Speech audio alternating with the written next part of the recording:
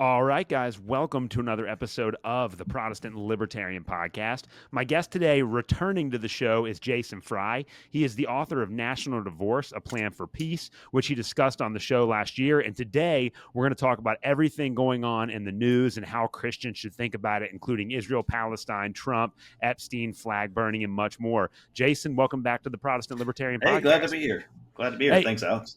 yeah, man, I'm excited to have you back. And when you reached out to me, just kind of suggesting that we talk about some of this stuff, I was really happy about it. I don't do a lot of current events episodes on my show, but with so much going on, I think it's important that Christians have a way of thinking about this. So before we begin, just tell my audience, especially those that are new to the show that might not have heard the last episode that you were on, a little bit about yourself, and then why is it that you think it's so important for Christians to engage with these issues? Okay, yeah. So I am a Texan. I have lived here my whole life. Once upon a time in a previous career, I was a youth minister.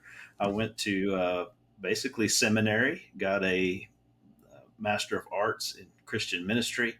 I shortcut the MDiv by a couple of semesters. But anyway, so theological background. Now I actually work in disability services, totally different field. But I also have four children, four sons, 20, 21, and 8-year-old twins. And my two older boys serve in the military. And so I'm very, very interested in not having a war. Okay. that's the starting point. That's what you need to understand about me the most. Is I have some background, but I'm mostly interested in how can we maintain peace? How can we keep things chill? Because it's my kids that have signed up to go fight. I don't want them to. And so a year and a half ago now, it was February of last year, I think, there was a standoff over some immigration stuff between the Texas government and the federal government. So the Texas National Guard said, no, we're going to take over this park. And the feds said, no, we're going to take over this park. And the feds were letting immigrants through the park. It was over immigration. But what I saw was well-meaning Texans lined up on one side of the fence, well-meaning other Americans lined up on the other side of the fence. Nobody intended to fight, right? But you got guys with guns on both sides of the fence. And so I felt like we might be like one bad guy in the bushes away from something going really sideways, not on purpose. Okay. Yeah. That was my perception at the time. And so I wrote a book about national divorce. So what if, since we're not getting along, we decide in advance to split peacefully, right? Because we understand what divorce means. We understand sometimes that it's not good. It's not the ideal outcome, but we also understand that it doesn't allow or require you to go kill the other guy, right? It's a way to avoid war and violence, kind of metaphorically. So that's where I'm coming from. So when I wrote that book, I had an expectation that the machine would not let Trump win. I wrote the book for a Harris presidency, right? And so now it's the collectivists that are mad, not the individualists, right? So those of us that want to be left alone or want to be not forced on moral issues so much in particular, that's not Trump's game. He doesn't play with the moral issues the way that the other side does. Now, he does all kinds of crazy stuff, don't get me wrong. I'm not a fan of either one. That's not my point. My point is, though, that it's the collectivists now that are the upset ones. And you cannot sell an individualist message very well to a group of collectivists. Right? True. I have discovered that this does not work. So the idea of maybe we should go off on our own and do our own thing peacefully doesn't resonate necessarily with people who think that the world functions better when groups of people take over things, right? Yeah. So anyway, that's a long introduction, but it gets us to where we are.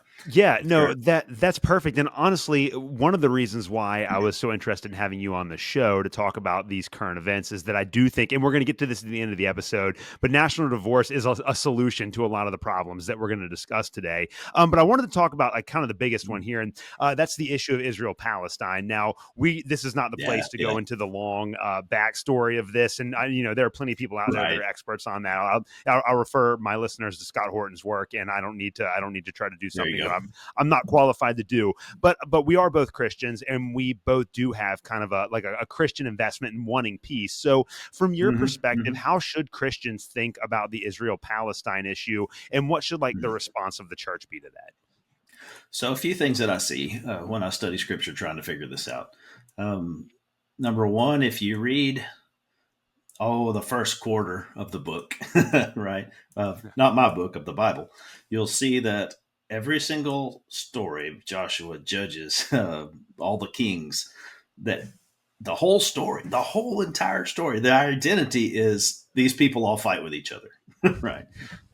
So before there was a nation of Israel, Abraham was fighting folks. And then after there's a nation of Israel, they're fighting their neighbors. And God says, no, I really want you to be distinct. I don't want you to be dealing with these other countries. I want you to be you.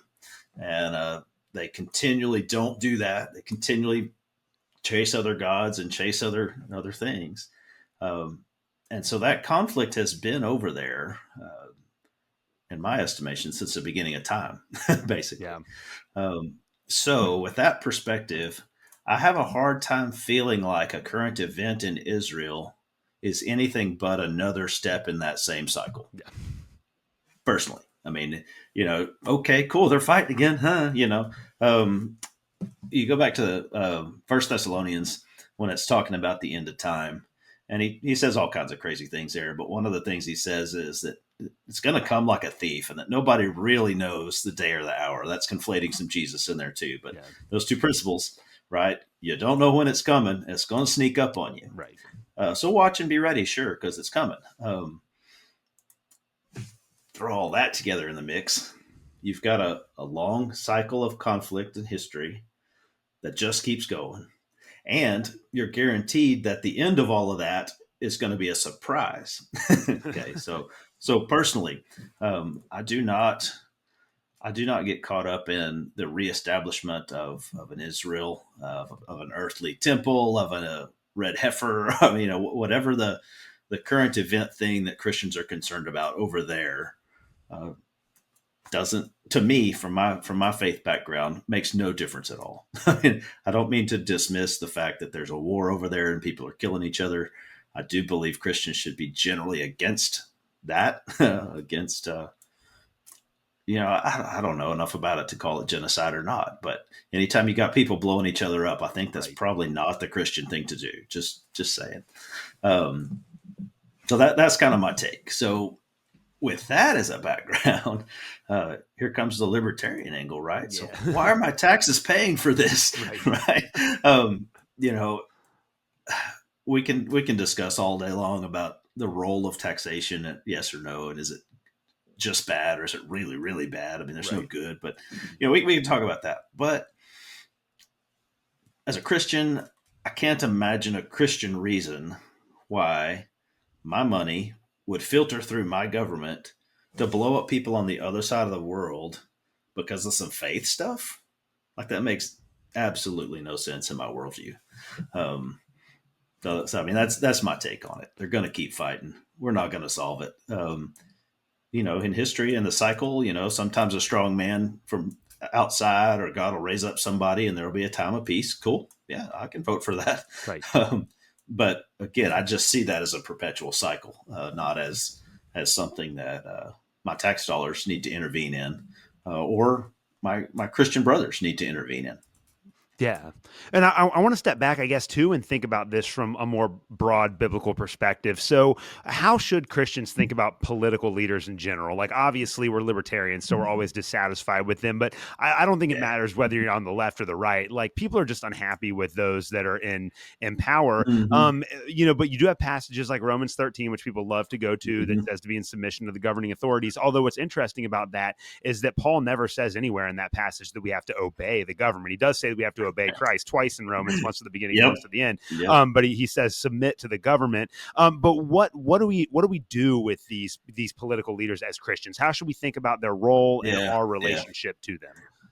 So my view on that is informed by David Lipscomb, a Church of Christ fellow from the 1850s, 60s, 70s, right? So he lived through the American Civil War. Okay, that shapes his worldview largely.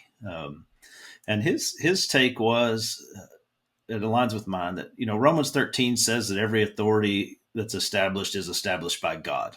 Seems pretty dang straightforward, right? It just says whichever knucklehead is in charge, God put him there. Yeah. Okay. And we struggle with that when the guy is or girl, or when the person is a person we don't like, or a person that's immoral, right? For whatever reason, whether it's they support homosexuals or they don't support homosexuals, whatever your version of immorality is, we get upset when the guy in charge is immoral, but we're supposed to believe that he's established by God. So to me, I look back at some of the other examples. So Samson, right? We're talking about the cycle of peace and war. Samson, if you recall, ran off with a prostitute. He gave away his secret trick. God had empowered him in some special ways, and he traded that for some time with his lady. And then he ended up committing suicide to save Israel. Again, so that's kind of like an illustration of the compromise. Like, yeah, God's still going to make it work, but it's not even going to work right when God's making it work. Kind of. That's at the end of Judges, after the cycle has devolved into chaos. So all that to say, God definitely does appoint and choose leaders. And sometimes they are also bad people, even though. The way Lipscomb framed it was that God's selection of them does not overrule their wickedness, but instead their wickedness kind of catches up with them, right? So a bad guy can do good work on the Lord's behalf, but that doesn't exempt him from the consequences of being the bad guy, right? Nebuchadnezzar is a great example too. So he was pretty helpful sometimes in taking care of the Jewish nation. He also got to go eat grass and be crazy a while. Like, to me, they're not incompatible, right? The idea that some terrible person would do a good thing on God's behalf doesn't mean they're a good person. That would be my take there on political leaders, is that yes, they are there for a reason. I may not know what the reason is. It may be to punish wrongdoing. They may be an agent of wrath that are still chosen by God. Again, I don't presume to understand the Lord's ways always. It's easier to look back. Yeah. I agree. Well, and that, I think that kind of brings us to Trump too, because again, as I said before, we're libertarians, so our perspective on most presidents is that they're all pretty much exactly the same, and we're going to get more war, more debt, no matter what. And so Trump is just another president in a long line of presidents with the exact same policies. But the majority of Americans are not libertarians, and especially the majority of American Christians. And so it seems that when you talk to Christians in particular, Trump is an extremely polarizing figure, and that people either absolutely love him or absolutely hate him. And there's almost no in between. So what do we do about that? Like, is there any biblical guidance for how Christians ought to think about those kinds of visceral responses to Donald Trump? Yeah, man, that's a tough one. Me personally, I'm an individualist a little bit. I wouldn't be on a libertarian podcast otherwise. So, Right. so I kind of try to look at the political leaders through that same lens I just said, where yes, God put them there, but that doesn't necessarily mean they're good. So my question is not, is this one good or not? My question is, what's God trying to do now in this nation, in this person, right? In me? What can I learn from this? Knowing that God's at work in it, right? That's a perspective I take. Not that I should solve this mystery and I will then broadcast the answer to the world. Right. No, it doesn't work like that. I don't think that's how answers come from the Lord. At least not to me. You might be luckier than that. Yeah, I'm not. but for me, it's not a solvable problem, right? It's a matter of, am I living out my faith on a daily basis? Am I trying to influence the world for peace or goodness or Christ, or however you frame it in your worldview? How much of that has to do with who's driving the school bus and what color jersey are they wearing? Yeah. That's my take. And again, it comes a little from Lipscomb. He talked about how the rule of God and the government of man are opposites to each other.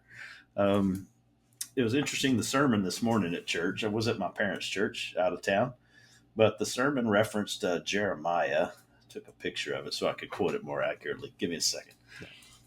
The scripture reference was Jeremiah in chapter 2, verse 13.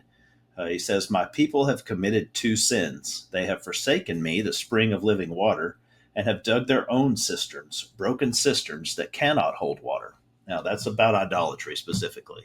But I think the message really struck me as I was preparing for this discussion, right? If we as Christians uh, put our faith in politics, in the government, in Donald Trump, in JD Vance, in Rand Paul. If we as Christians put our faith in the government instead of in the Lord, that's a path that doesn't go anywhere. That's a broken cistern that doesn't hold water, to use Jeremiah's language.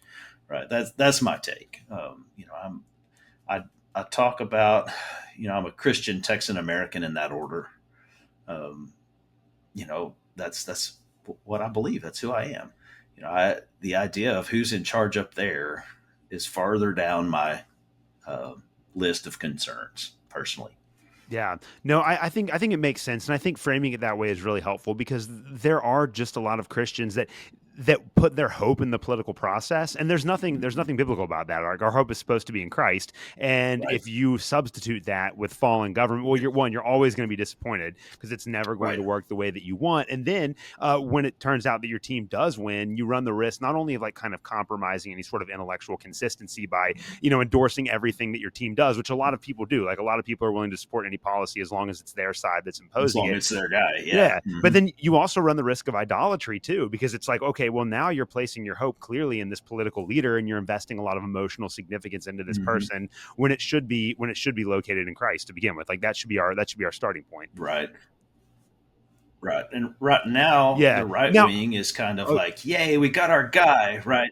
But the opposite side is, I have some very left leaning friends coming through seminary. You meet all kinds. Right.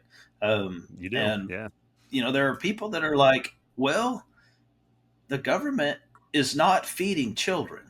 The government should be feeding the children. We should be doing free lunches in schools. As a libertarian, I'm like, okay, cool, because we should have free lunch at my school, at my house, because we shouldn't have government funded schools. But Right. Yeah. but that all that aside, they're doing that. They're making the same error.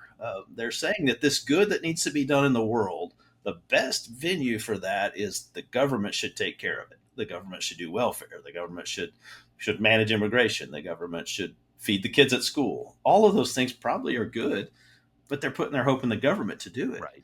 It's the same error, just off the other side of the slope.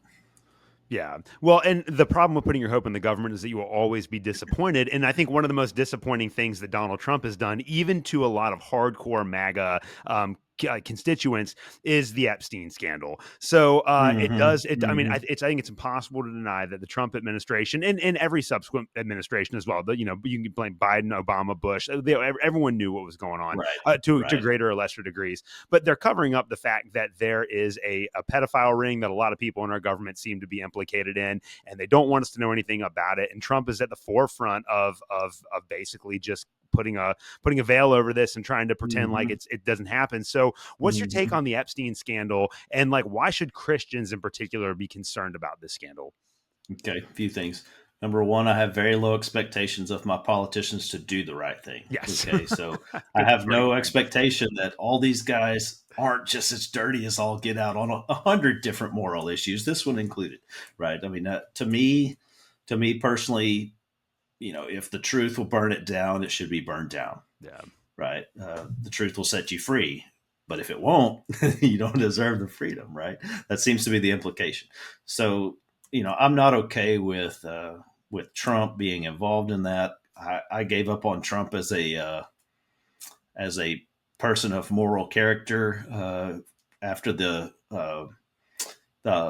tape about I can grab him when I want to because I'm Yeah. famous. Remember that? Oh yeah. Oh That was yeah. an illustration of his character, and it's the same character. It's the Yeah. same exact sin, same exact issue. Is that I can get what I want. It doesn't matter what the boundaries are. So there's that. The other way I would look at it is that children, in particular, have a special place, I think, in God's heart. Seems to be. Jesus says, "Hey, let these kids, let them come over here, and if that you need to let them come to me, and if you don't, you might as well tie a giant rock around your neck and jump in the lake." Right? I'm paraphrasing, of course, but Jesus says, "No, you're better off just take yourself out, man, than try to mess with these kids." Um, that's a paraphrase, but I think it's an honest one. Yeah. And then, there are tons of passages in Paul about immorality, whatever. You can frame those however you like, but doing immoral stuff doesn't matter who it is, but especially if it's kids. James talks about pure religion is taking care of who? You know this one, right? Widows and Widows and orphans. Yeah, that's orphans. it. That's it. Guess what? That's helpless kids. Right. That's the point. I don't think the point is that you need to maintain a list of whose parents have died and you only got to take care of those folks. No, the point is you take care of the vulnerable ones. You take care of the ones that can't help themselves. And so, I've had boys grow up into men.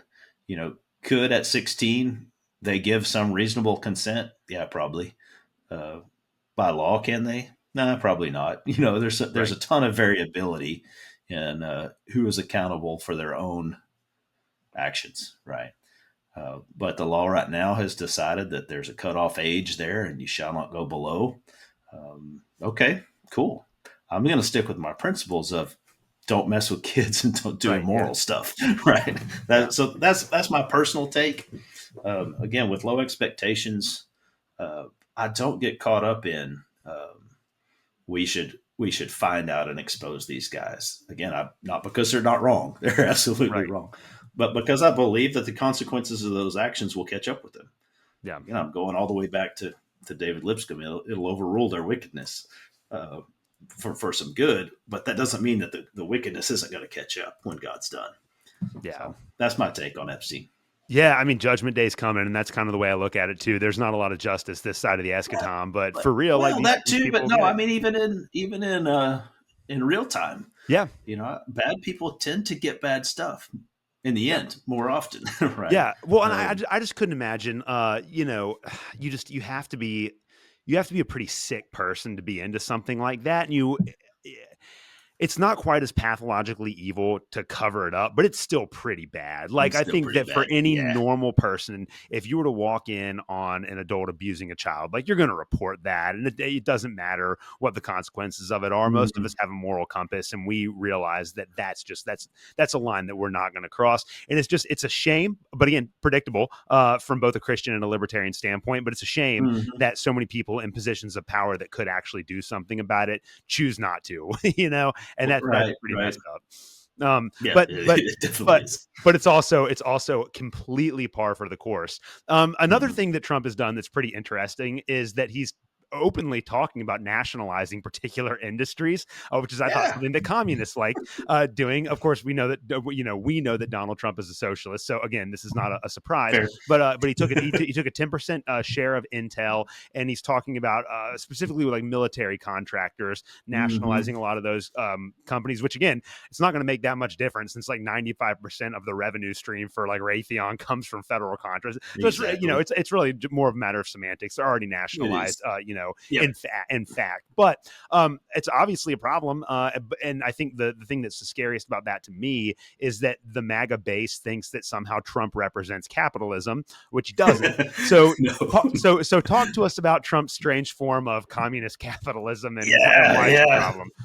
So my personal take on that is that it already was, right? We live in the illusion of capitalism. But right now, you mentioned Raytheon, but there are others, whose sole existence comes from federal subsidies. The only reason they can produce a product at all is because of federal money. I saw an article the other day about Rivian, the car manufacturer, makes electric cars, and Trump undid some subsidy stuff, I think, about electric car. No, it wasn't. It was he changed the fuel economy regulation thing. The cafe thing changed a little bit. And Rivian put out a statement that said that they cannot be a profitable company without those government subsidies. Okay, then Yeah. you weren't a company; you were the Right. government. I mean, is the way I look at it. Yeah. So, Raytheon is the government building stuff for itself. So what the heck difference does it make who's on the bottom of the balance sheet, right? The whole daggum thing is tied up in, uh, what we would call, I guess, the military-industrial complex. Mm-hmm. There's no free market to it. It's all just a pipeline for my money and Alex's money to go to other people so that we can kill people on the other side of the world faster. Yeah. That's my take. And if they're doing it for defense, sure. Uh, but they're not doing it for defense. I have nothing to defend against in Israel or Afghanistan, right? Some guy in a cave is okay. Sure, fine. They can put together a big scheme that killed 2,500, 3,000 people, whatever, 25 years ago. Terrible accident. I mean, or not accident. Terrible perpetration. Yeah. Doesn't justify billions and billions of dollars and thousands of American lives to go kill them. I kind of look at those terrible things as kind of in the stuff happens category. Bad people do bad stuff. Whoa, So to parlay that into the government should then seize the means of production and feed itself and make weapons and go blow them up. Nah, the whole thing's dirty. So I don't care that Trump takes 10% of Intel, because Intel's income was probably 50% subsidized by the United States already anyway. It looks more socialist when you say it that way, that they're taking a percentage ownership, but it was socialist from the beginning. That's my take. Yeah, no, you're right, and I like your point. It really is just a matter of what are the names on the balance sheet. Like, it doesn't actually change the fact that these companies are completely propped up by our tax dollars. Correct. And again, this is just like I try to explain this to my conservative friends all the time. Like, Good this luck. is socialism, but it's also the funny thing too is that I love it when people on the left complain about Donald Trump being some kind of capitalism or some kind of capitalist when he's implementing all of the policies that are supported by their economic theory. I just think there's such a great Right. irony in that. And then another good irony, I want to talk to you about this for a little bit too, because I think this one really does has a lot of overtones to Daniel in it. And I did have like one of the first episodes I ever did of this show. I had a guy named Tom Mullen on. He's an author, a really great libertarian guy. And he's not like I think he's like an agnostic, so he's not like a practicing Christian, Okay. and like openly acknowledges that. But I had him on to talk about the Pledge of Allegiance, and he was explaining how it's socialist roots and how it's not really American to say a Pledge of Allegiance to it. Like these are not the foundation. Like, these are not the values that our country was founded on. And so he made that case. But then we also talked about, because he grew up Catholic, I think. We also talked about how it does seem to pretty much directly contradict a Christian understanding of idolatry when we say the Pledge of Allegiance to the flag. So here we have Trump signing an executive order last week that seeks to make flag burning a crime. Now, the details are sketchy and how it'll be implemented. There's still a lot of questions about this, but the goal is that Trump is promoting the idea that it should be a criminal activity to burn the American flag. So I want you to talk about this, and then I also want you to talk about like why Christians should not take this super seriously. Okay. Yeah. So I'll start with I don't know if you can see this, Murray Rothbard. Oh yes. Okay, Oh great. Yes. SCB. Oh, this is a great article. I read this too. Hit us with it, man. This is awesome. Yeah. Here's what he says: the entire flag question is resolved easily and instantly. Everyone has the right to buy or weave and therefore own a piece of cloth in the shape and design of an American flag or any other design, and do with it what he will. Fly it, burn it, defile it, bury it, put it in the closet, wear it, whatever. Flag laws are unjustifiable violations of the rights of private property. Yeah, Murray Rothbard. That ain't Fry, that's Rothbard right there. Yeah. So I like that angle. It's like, I can make a flag any color I want, and I can do whatever I want with it if I made it. It's my property, right? That's an interesting take. It's a little over the top, but there's some truth to it. Let me tell a Pledge of Allegiance story. So you've covered kind of the dubious background and the fact that I'm not sure Christians pledge allegiance to anything beyond God anyway. Right. But personally, in about fourth grade, I remember thinking that liberty and justice for all, like, whatever, that's not how it works. Right. Yeah. Right. Like, there's all kinds of inequality in the world, and people win, and good guys lose. And again, I wasn't thinking about it on, you know, too many levels, but as a little kid, it was obvious that this is not actually true. So I gave it up. I quit saying the Pledge of Allegiance there. Um, you know, as much as I kind of could, I would stop before and with liberty and justice for all. I didn't at that age understand what aspirational stuff means, right? That we can acknowledge that it's not true and still pledge that it would be. You know, I didn't get into all that as a fourth grader. But then about 2012 is when I came across the idea of Texas independence, and I started really studying secession as an option. And I was like, it's not indivisible at all. They're Right. putting indivisible into that to make you think it's indivisible, Yeah. right? It's brainwashing, you know. Yeah. So part of it's aspirational and not true. Part of it's propaganda and not true. So I have quit. You know, with Sons of the Military, I will stand out of respect for the people that serve. Yeah. I will. I respect those guys. I will stand out of respect for the national anthem. Don't sing it much, right? Yeah. Because my allegiance isn't there. So that's the way I've tried to split that line. Is, you know, keep my allegiance elsewhere. I respect the people that work for that or have died for that even, but that's not my jam. Right. So as a Christian, again, to me, those two things don't go together. Pledging allegiance to some symbol of some nation is that might as well be hey, bring me a golden calf, let me sing the golden calf song once a day at school. Right. You know, it's the same. It's the same.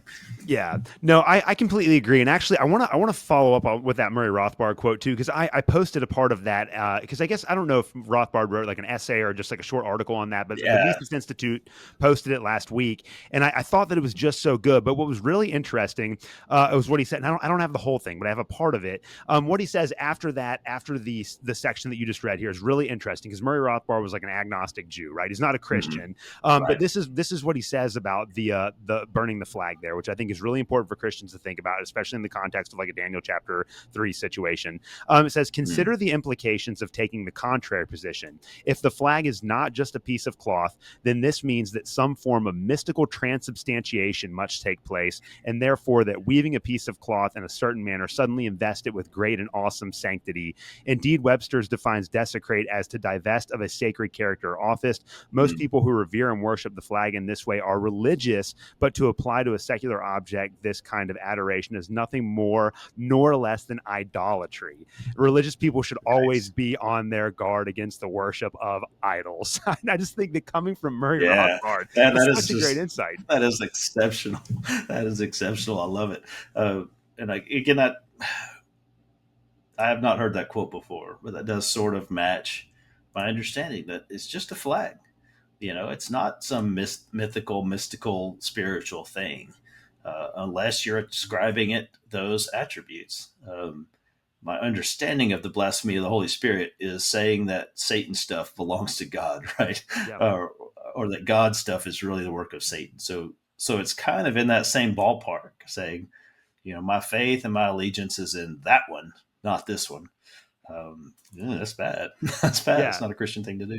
Yeah, no, and I agree. And I think that unfortunately for a lot of conservative Christians, they have, and this is very much the boomer Cold War mentality, they have this idea that you either have to completely love and support America or else you hate it. You know, it's that Cold War dichotomy between, you know, are you on the side of freedom or are you on the side where in real life it's a lot more complicated than that. And I think that the correct Christian response with like in thinking about our identity as American citizens is that I'm very thankful and appreciative to be an American citizen. I'm glad I was born in this country. I would not want to be born anywhere else in the world at any other time in history. Like I got it really good because of where I'm at. So I'm very appreciative of my American citizenship and of my American identity, but I don't pledge allegiance to my country. I pledge allegiance to Jesus. And in fact, the founding fathers set up a system where we didn't have to pledge allegiance to a country. It wasn't about any of that stuff. It was supposed to be about liberty, you know? I just wish that there were more Christians that could see beyond those facile either ors to realize that like our response to our political location should be more nuanced and complex than simply I love it or I hate it and I'm an American, you know, communist or whatever. Right. Well, that's framed with my understanding of the flaws of human character too. Like from my religious background, I am trained to distrust my own impulses. Mm-hmm. Right. the I'm fumbling the proverbs, but there's a few that like if you follow your own way, you're going to end up down. You're going to be dead, right? Yeah. And Yeah. all you always acknowledge him; he'll direct your paths. But the path of following your own judgment is a bad one. Um, Circle that all around. I'm willing to accept that I am wrong. In fact, I'm expecting that I'm incorrect a lot of the time. Um, so again, my personal worldview is one of constant challenge and constant growth. Like I don't believe that it's possible that I would somehow get there or arrive and be done. Right. Whereas other folks think it differently. They're like, well, I'm saved and now I'm good, or I'm an American and that clearly is well defined and I don't need to challenge that. Right. I mean, my worldview challenges everything. Yeah. That's just me. Yeah.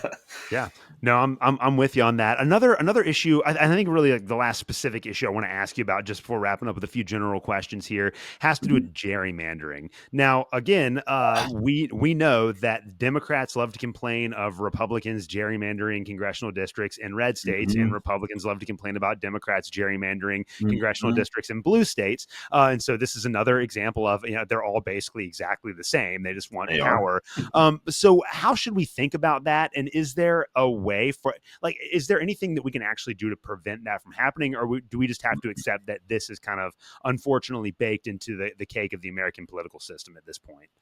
Yeah, that's a tough one. I mean, to me, both sides do it very badly. I mean, in a moral sense, it's taking away people's influence in their own governance uh, based on the color of their jersey, right? Right. That is correlated, unfortunately, with a whole bunch of other things, race or socioeconomic status or some of these things. I would say those are not causes; those are correlations, by the way. But it's manipulation of a system that pretends to be fair. I gave up on it being fair a long time ago. Right. Right. Fourth grade, I'm like, nah, that ain't how it is. Right. No. So for either party to manipulate things in their favor, that's what people in power do across the board. I mean, that's a human instinct. Um, any back to Lipscomb, anyone who trusts the created more than the creator, no, can't do it. Worship Satan, Yeah. right? So Yeah. if your expectation is that somehow the government should be or will be good, no, it's not how it works. The government of the world is of the world for reasons. All that to say, to me personally, gerrymandering is a symptom, not a cause. Okay. It's not a disease, it's a symptom of the disease. And one of the American dysfunctions is that there's 350 million of us spread over an entire dadgum continent. Right? That's the problem. Right. The problem is that we can divide this thing up into so many different ways and then try to cram it all through one government. Right? Right. To me, the answer is let the red groups be red, let the blue groups be blue over there. Right. So the idea that we must divide this whole continent, literally continent, into subsections, and that each of those must be divided into subsections, and each subsection can be shaped like a squirrel or whatever it is. It really just all feeds the fact that the government's too big to begin with. Right. That's my take on it. The answer is that those blue areas should have blue governments and the red areas should have red governments. And that the whole problem is our government is too big. It's involved in too many things. We're trying to cram a whole continent under one regime. That's my take. Yeah, well, and we did a whole episode on national divorce several months ago, which I'm going to link in the show notes. So if you're new to the show and you haven't heard it, I would highly recommend it. I've been convinced about national divorce for a long time, but Jason, I thought your book did such a great job of laying out that case from a libertarian and a Christian perspective. A lot of good stuff in there, but I do got to ask you about that just to wrap all this up. How is it that national divorce can solve a lot of these problems? Obviously, it would fix the gerrymandering problem instantly, right? Because then you would just have the kind of government government that people that live in that area generally want. Hmm. But we For talk about sure. all of these other issues, like, just like the cover up of the Epstein scandal, the nationalization of industries, the politicization of flag burning, never ending wars overseas. How does national divorce solve those problems? So many ways to take that. First, let's go with the split between Israel and Judah. Okay. Yeah. So when the nation of Israel uh, got some political dysfunction over whether they wanted to be authoritarian or populist, actually was this discussion. When they had that split, and it was between Jeroboam the populist and Rehoboam the authoritarian. Um, 10 tribes went off as a separate country. And if you've read that story, look at what God's doing in there. How is God involved in that story? What's crazy to me, I didn't understand this until I started researching it for the book, was that God told the usurper, hey, by the end of this, you're getting 10 of these. Okay, so God empowered the bad guy, the guy that broke up the nation, got a message from God, oh, by the way, you're going to win before he even started, right? So then things happen as they go, and then the authoritarian says, well, you can't take all my guys. I'm going to kick your butt. And he got a big old army together, and God told the authoritarian, no, no, no, no, no, don't do the army. These are your brothers. This is not the way we do this, right? So God empowered the usurper and he shut down the authoritarian violent response. It's hard to say, looking at that God didn't intend or design or have a hand, at least, in that process.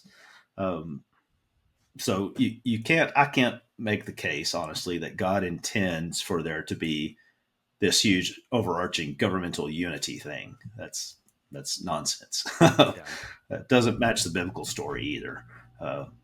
In addition to being illogical nonsense. So that's one take.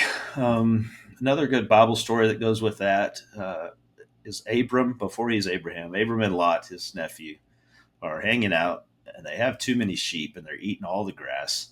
And so their employees, their herdsmen, are fighting over, well, my sheep are going over here. No, they're not. My sheep are here today, right? They're just getting into a battle over resources. Good thing that never happens in the Right. modern world. So they're fighting over who gets access to the best stuff. Totally a human condition. Do you recall what the solution was to that one? Oh no, you have to, I don't remember. Yeah. So Abram says, "Hey, I got an idea. Whichever direction you go, I'll go the other direction. You pick." Okay, that was the way the Yeah. conversation went. And Lot, being a worldly fella, chose the pretty green grass over on the side by Sodom and Gomorrah. And Abram, being an honest fella, did what he said, and he went the other way. Right. Um, Nice example of how do things play out. Two things there. One, they did that intentionally without violence to solve a resource problem. They said, okay, you go that way and I'll go the other way, but you pick. Right. Number two, the natural consequences of those choices played out, period. Right. So Abram went off, became Abraham, had a nation. The nation of Israel came out of that line. Lot ended up living in Sodom and Gomorrah, which were destroyed for their immorality.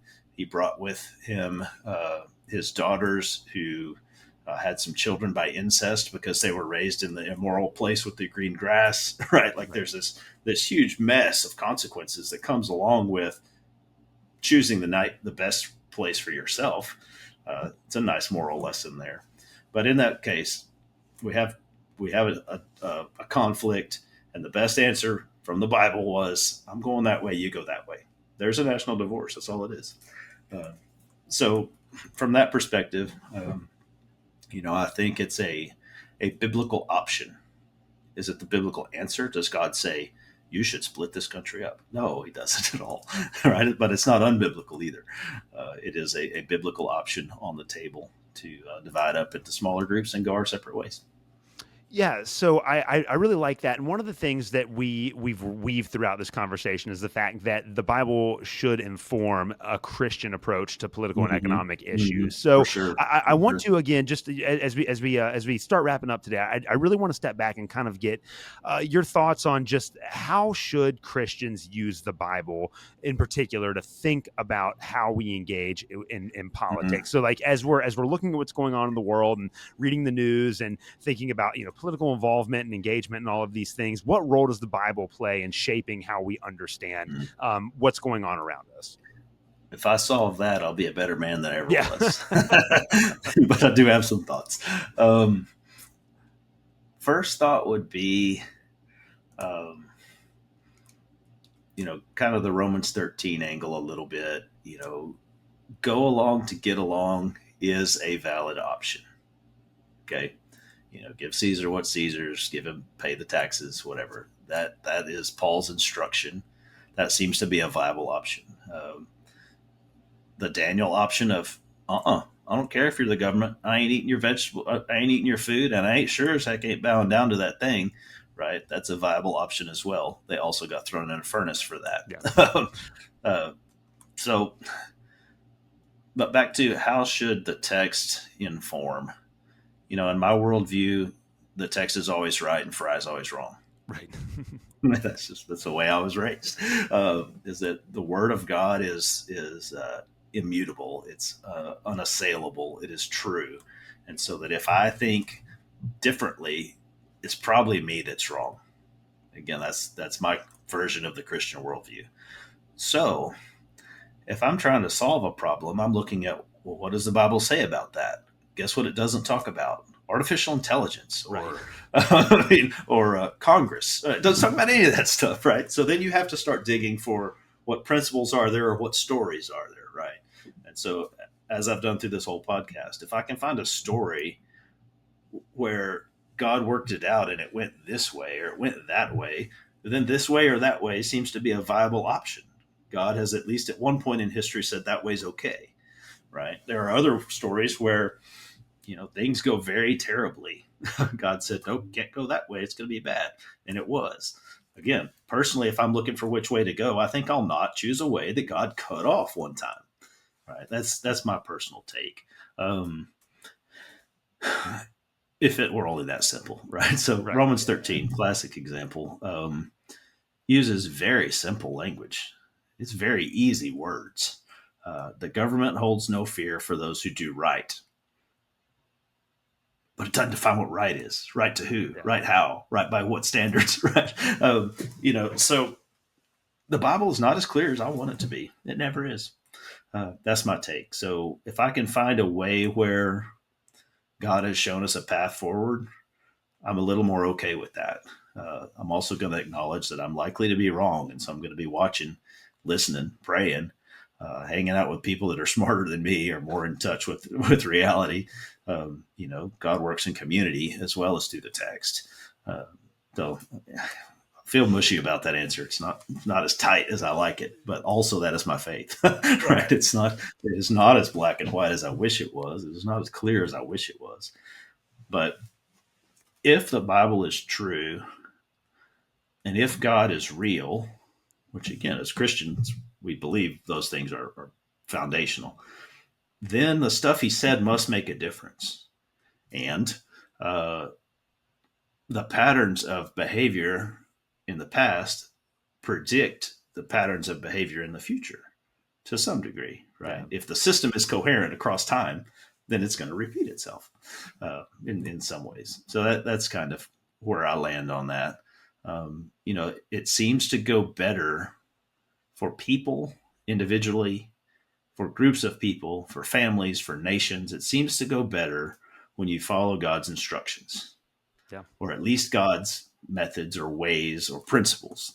It seems to go worse when you don't. Yeah. That's my take. So if I can find a Bible way to follow it, I think that's probably better odds of a good outcome. Yeah, no, I think you're absolutely right, and I loved your answer. I didn't think it was too squishy at all. In fact, I think that Christians do need to wrestle with this because you know one of I think my favorite examples of this is Jeremiah 29:7, where he says, you know, you're going to be in exile in Babylon, so seek the welfare of the city. You know, get along, you know, plant gardens and get Mhm. married and do all of those kind of things because if the city flourishes, you will flourish as well. But then Mhm. like two chapters after that, you know, like I guess there's a whole section in Jeremiah 30 through 33 where Jeremiah predicts the destruction of Babylon. So, like, which one is it? Mhm. Do we seek the welfare of the city, or do we look forward to the day when God's going to destroy the evil empire? And for the Christian, Both. the reality is it's both, right? And we have to Yeah. learn how to live Yeah. creatively in that tension. And a lot of that, and this is kind of the last question I want to put to you today, a lot of that has to do with trying to become a more deep and nuanced thinker about these issues and not just Mhm. accepting, you know, kind of these popular surface level conceptions of Christian political engagement. Now, you wrote a very well researched book on national divorce, so you obviously know what you're talking about there, and you've engaged with a lot of resources. So,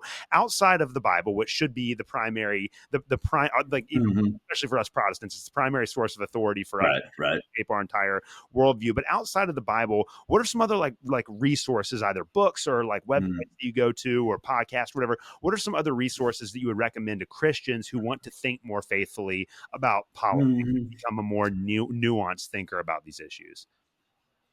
So yeah, for me, foundational is David Lipscomb. Civil Government is the name of that piece. You can. It's old enough that you can find a full PDF of it online. It's written in late 1800s English, so you kind of have to translate it into Yeah. what you understand. But the key there is that the government of people and the government of God, God's rule, are polar opposites.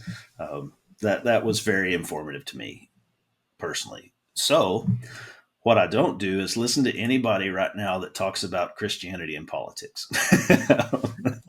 I'll be honest, because right now the flavor of the time is kind of Christian nationalist, right? That the true strength of the power of God is to merge that with politics, and if we just had Christians in charge, it would all be better. That is idolatry in my book, right? Right. That is taking the power of God to change the world and trying to take it over yourself and do it your way. Ask Aaron and the golden calf how that works out, right? Yeah. It doesn't work. It doesn't work. And so right now, when all the most of the discourse in the public about Christianity is nationalist, I don't play that game. I don't participate. Um, that's where I land on that. I couldn't point you to good resources because to me the Bible is the primary resource. Another way to angle that is John says, or Jesus says in John that you'll know them by their fruit, right? Yeah. You look at people with good lives, people who live in peace, people who lived through difficult things, and see if that fruit has anything to offer you. That's again a reason I like David Lipscomb is he went through the Civil War and he started with peace and he ended with peace the whole time. The Yeah. whole world literally blew up around him, and he says, "No, no, no, no, let's not do it that way." Right. So whether it's Viktor Frankl, like let's talk about how our minds could work, but he's coming out of the worst situation that a human could ever have. So Yeah. look at people by their fruit. If you find somebody in politics and they got into politics for good reasons and they live a good life, and maybe I'd listen to that guy. I haven't seen that guy. I don't know that guy, Yeah. They might but be again, out there. they might be. They theoretically must exist. But again, I would judge them by their fruit largely. Are they what they say? Are they true to their own principles? Um, that's where I would go.